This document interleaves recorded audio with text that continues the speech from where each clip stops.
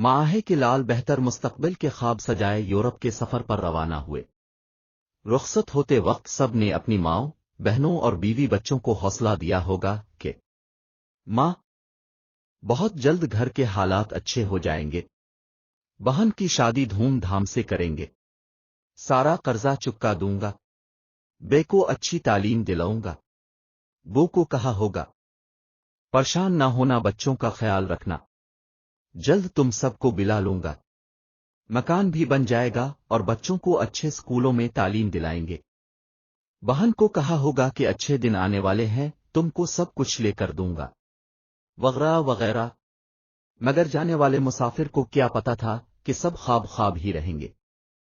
ماہیں تمہاری راہیں تکتے تکتے دنیا ہی چھوڑ جائے گی، اور بہنیں، بیوی بچے جیتے جی مر جائیں گے۔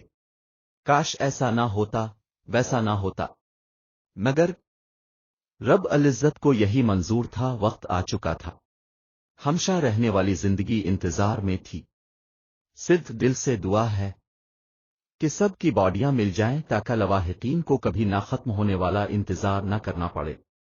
اللہ تعالیٰ اپنے پیارے نبی کریم صلی اللہ علیہ وآلہ وسلم کے صدقے سب کو جنت الفردوس میں جگہ عطا فرمائے، اور لواحقین کو صبر جمیل عطا فرمائے، اور وطن عزیز سے بے روزگاری ختم فرمائے، اور ایجنٹ حضرات کو عبرت کا نشان بنائے۔ آمین ثم آمین۔